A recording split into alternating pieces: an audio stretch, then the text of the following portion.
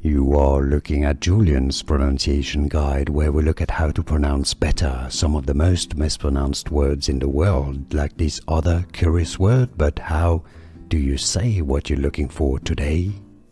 Let's learn once and for all how to pronounce those two words correctly. In English, they have the exact same pronunciation. The spelling is different. The top word is the verb to see, as in, I see a beautiful tree, see. The bottom word is the sea, the body of water, a large body of water, like an ocean, sea. Both pronunciations are correct. Those are homophones, meaning words that are pronounced the exact same way. They have the same pronunciation, sea. Here are more videos on how to pronounce more confusing words and names too many mispronounced. Like this video if you found it useful. I appreciate your support. I'll see you soon and thanks for watching.